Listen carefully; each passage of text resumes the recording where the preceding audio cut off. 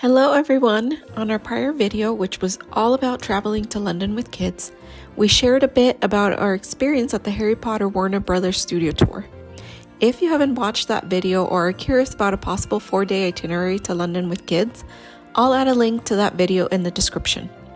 As promised, in this video we will share all about our day at the studio tour, how to book tickets, how to get there, how long you should plan to be there, and what you can expect to see, and so much more. First things first, booking the tickets. I highly recommend you book the tickets as far in advance as possible. The studio does limit the number of visitors at any given time, so tickets do sell out. If you have your heart set or your plans only allow for a certain time, then the earlier you book, the better. Booking the tickets online is simple. Just go directly to the studio's website, click on Book Now, and then select the option that you want. They have quite a few options, including one with transport directly from central London into the studio. However, it is not difficult to use public transport to get there, so I'll cover that in a bit in case you want to save some money on transportation. If navigating different modes of public transportation seems a bit daunting, or sometimes when traveling with kids you just want the easiest option, then the ticket that includes transportation might be the way to go. When we booked our tickets, we opted for public transportation, so I clicked on the studio tour option. You are then placed on a queue to await your turn to purchase tickets. It's a super short wait, so don't be alarmed. Next, I selected the family ticket option as it's cheaper than buying 4 individual tickets. As you can see, they have different options to choose from, so choose whatever works best for your family composition. Once you select your tickets, select the date and time you want and click Add to Basket. I highly recommend going for the earlier time slots, so 9, 9:30, or 10 a.m. We went to 10 a.m. since 9 wasn't available at the time of my booking, and that worked out great. Once you've added the tickets to the basket, you'll be taken to a page that offers add-ons such as audio guides, afternoon tea experiences, etc. We did not add any of these things and still enjoyed our time at the studios immensely. Once you're done with your add-ons, it will take you to the next screen where you'll see what is in your basket. If all looks good, then click Continue. There you'll select your delivery option. Email is what we selected. Then you enter your billing info and click Submit Order. Your tickets will be sent to your email, and that's it. You can print your tickets if you like, but there is no need. You can just have them ready on your smartphone. By the way, in the prior video about our London itinerary, I shared how I used points and miles to pay for flights and hotels and experiences. Well, for this experience, I used City Thank You points to cover the cost of the tickets. On our Instagram page for Around the Globe, and that is _around_the_globe, I go over travel hacking strategies, so if you want to learn more about how to travel for less, go ahead and give our page a visit. Now that you have your tickets, how do you get to the studio? The studio is actually located about 20 miles northwest of London, so you'll need to plan and consider your travel time to ensure you make it to the studio on time for your tour time. On a side note, while it says tour, it's only at the beginning that you have a bit of a guided tour. Once you enter the Great Hall, you are on your own, free to explore at your own pace. Now, back to transportation. The first thing you'll want to do is download the Citymapper app. It is magic. It gives you step-by-step directions to navigate public transportation. It tells you which station to go to, which platform your train will be departing from, which train you should take, and even which car is the less crowded. An absolute lifesaver for our entire European trip. Anyway, to get to the studio, you'll want to go to the London Euston train station. We took the tube from our hotel to get there. From there, we transferred to a regional train to Watford Junction. The journey from Euston to Watford Junction took us about 20 minutes. You can book your tickets in advance or the day of by simply tapping your card at the station, just like you would for the tube. You can look at the railway website for timetables or to purchase tickets if you want to do that in advance. I'll add the link to the description. Once you get to Watford Junction, head outside and look for the studio tour bus or its stop. You can't miss it. The bus is included in the price of your studio ticket, so be sure to have that handy to show the attendant. And big tip here, if it's raining, you won't be able to see much during the bus ride, so sit in the lower level. We sat at the top level, and not only could we not see anything because of the rain, but it was also very hot and stuffy. The lower level was much cooler. The bus ride to the studio takes approximately 15 minutes, so it's a short ride. The boss will drop you off at the studio, and at the end of your visit, you'll head back towards the drop-off area where they'll have a pickup area to take the bus back to Watford Junction. Easy peasy. Upon arrival to the studio, you'll walk through this one-lined walkway. You'll get to the doors where your tickets will be scanned, and then you'll go through security. At security, they'll check your bags, and then you'll go through the metal detector. Once inside, you'll pick up your audio tour headset if you selected that add-on with your tickets. Otherwise, you'll just make your way to the studio tour entrance.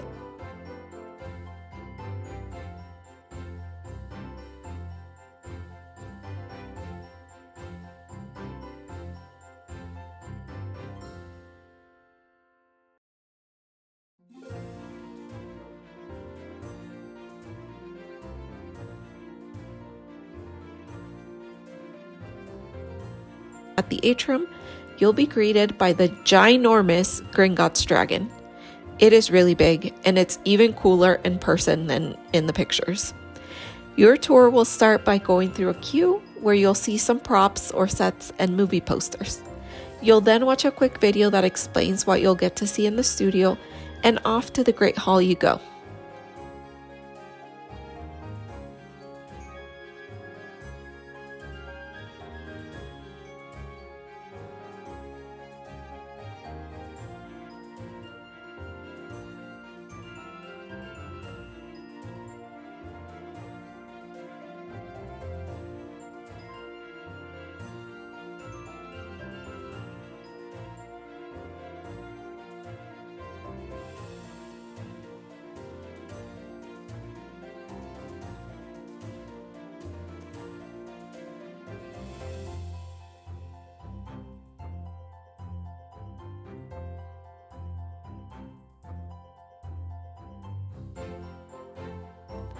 The Great Hall is so cool. The space is amazing, and seeing all the props plus the frog choir was just absolutely amazing. Tip for you, hang back a bit and let the rest of the crowd move on. Then you'll have a nearly empty hall for a couple of minutes. You can then take amazing pictures or videos without the crowds.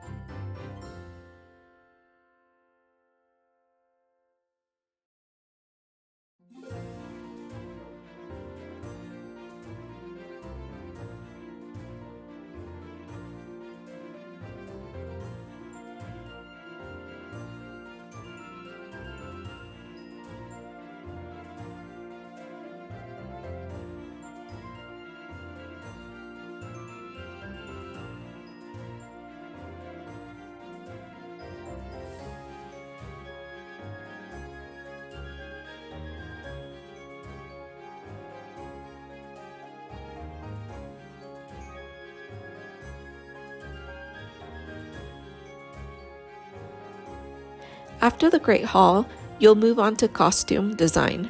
It's really fascinating to see the various outfits and wigs created for each of the characters.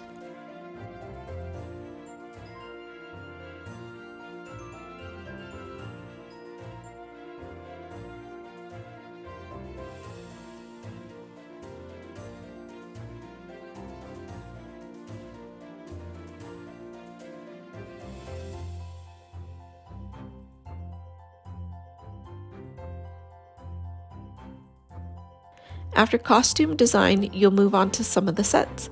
You'll see each of the common rooms, the Leaky Cauldron, the Hogwarts staircase complete with the hydraulics, the Ministry of Magic, the Forbidden Forest, and so much more. We enjoyed how interactive these spaces are. They have buttons you can press to make the clothes go into a suitcase or the potion ladles move, and our favorite, to see magic at work at Mrs. Weasley's kitchen. If only that could happen in real life. Well, cooking would be a breeze.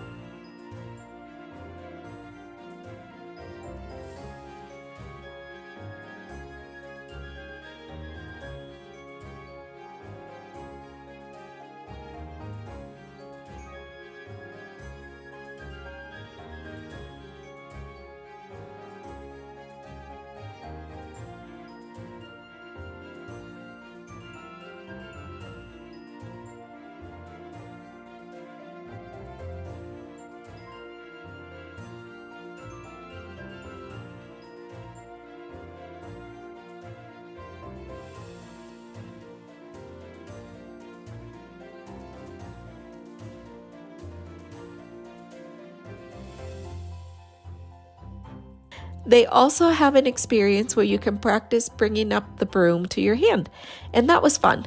Besides that, they do have a broom riding experience, but you are not allowed to take pictures or video of it. Since it is a green screen experience, meaning you aren't actually riding a moving broom, but the scenes on the background make it seem like you are, you can purchase the pictures and video.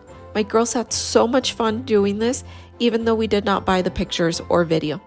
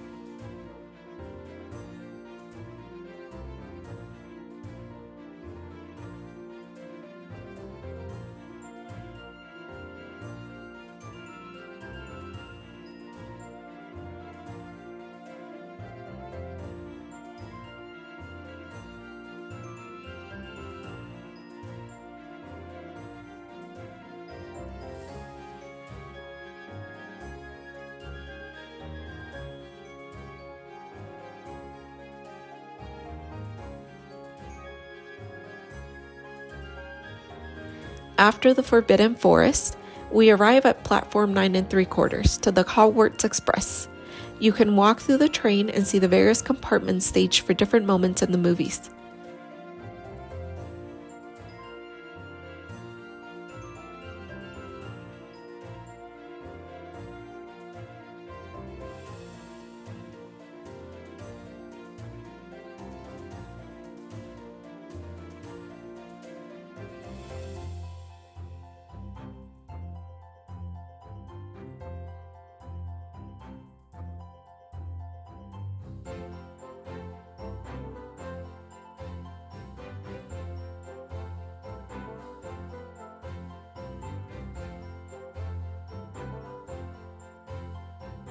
After the Hogwarts Express, we arrived at the halfway point in the studio tour, which thankfully is the Backlot Cafe. We were too hungry by the time we got to the Backlot Cafe, so we did not get any pictures of our food, but everything was really good. We had burgers, hot dogs, and fries, butterbeer, and butterbeer ice cream. Some people find the butterbeer too sweet, but we really liked it, and we liked the ice cream even more. The prices were reasonable, and I must say that we found the food to be better than at Disneyland. Not Disneyland Paris, because the food there was really good, and I'll go over that in a future video, but better than at the US parks for sure. After filling our bellies, we went outside to the backlot to check out Privet Drive, the night bus, the greenhouse, the burrow, the wooden bridge, Mr. Weasley's car, and Hagrid's motorbike.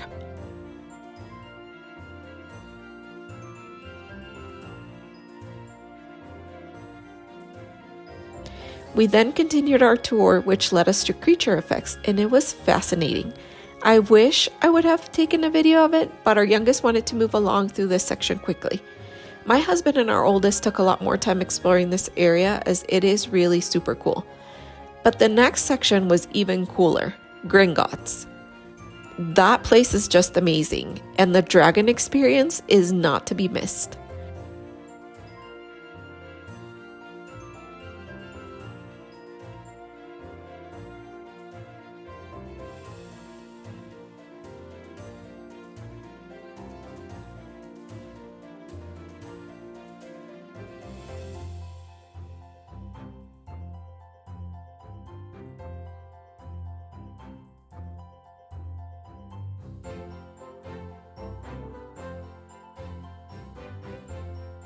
Then off to Diagon Alley.